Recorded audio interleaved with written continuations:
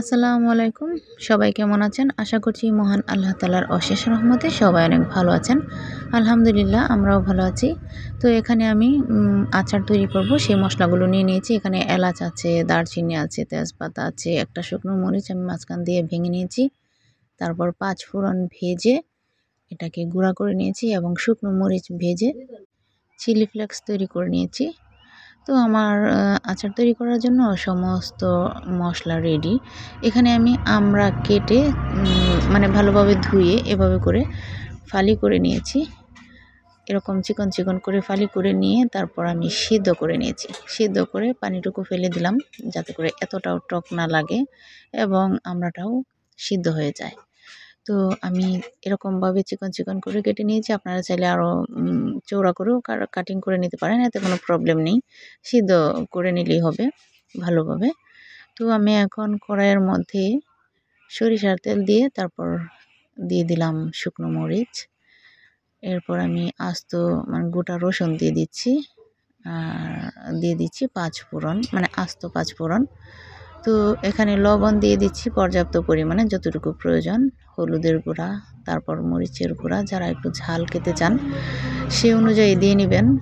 এরপর দিচ্ছি ধনের গুঁড়া, এরপর দিয়ে দিচ্ছি জিরার গুঁড়া, ভাজা জিরার গুঁড়া, মানে সব ধরনের মশলা দিয়ে দিলাম। এরপর এটাকে নেড়ে চেড়ে এখানে আমি সেদ্ধ করা আমড়াটুকু দিয়ে দিব। এখানে কিন্তু ২টা কি ৩টা পরিমাণ, মানে ২টা কি ৩টা আমরা কাঁচাই দিয়ে দিয়েছি। মানে ওই যে আপনাদের সাথে শেয়ার করলাম যে এভাবে করে কেটে নিয়েছি, এগুলো আর সিদ্ধ করিনি, এভাবেই দিয়ে দিলাম। তো এভাবে দিয়ে দেওয়ার পর এগুলোকে আমি নেড়ে চেড়ে নিচ্ছি। এরপর পর্যাপ্ত পরিমাণে চিনি দিয়ে দিব, যার যতটুকু খেতে পছন্দ করে ততটুকু পরিমাণে দিয়ে দিবেন। তো এখানে তেজপাতা এবং দারচিনি সেটাও অ্যাড করে নিলাম। এরপর ভালোভাবে নেড়ে চেড়ে সব ধরনের মশলাগুলো মিশিয়ে নিলাম। এরপর কিছুক্ষণ ঢেকে দিয়ে তারপর আবারও নেড়ে চেড়ে এখানে দিয়ে দিচ্ছি চিনি। চিনির পরিমাণটা আপনারা আপনাদের যে যতটুকু খেতে পছন্দ করেন আর কি স্বাদ অনুযায়ী দিয়ে দিবেন। তো এখানে চাইলে কিন্তু সাদা চিনির পরিবর্তে লাল চিনিও ব্যবহার করা যেতে পারে, অথবা গুড় দেওয়া যেতে পারে, সেটা আপনাদের পছন্দ। যার কাছে যেটা থাকবে সেটা দিলেই হবে। তো আমার কাছে মনে হচ্ছে যে চিনি আর একটু বাড়িয়ে দিতে হবে, মানে আমার মিষ্টি জিনিসটা একটু বেশি মিষ্টি ভালো লাগে, যেটা মিষ্টি, যে খাবারটা মিষ্টি জাতীয় সেটা বেশি মিষ্টি ভালো লাগে। তো এখানে আরও কতটুকু চিনি দিয়ে দিলাম। এরপর নেড়ে চেড়ে একদম যখন ক্যারামেলের মতো হয়ে গেল চিনিটা, তখন বুঝতে হবে যে এখন আচারটা তৈরি হওয়া মানে কমপ্লিট, তৈরি হয়ে গিয়েছে।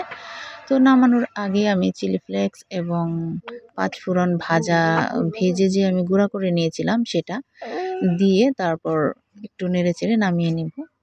তো এটা হচ্ছে যারা একদমই সিম্পলভাবে আচারটা তৈরি করতে চান। আমি কিন্তু আচারটা রেখে দেওয়ার জন্য তৈরি করিনি। এটা আমরা রাখবো না।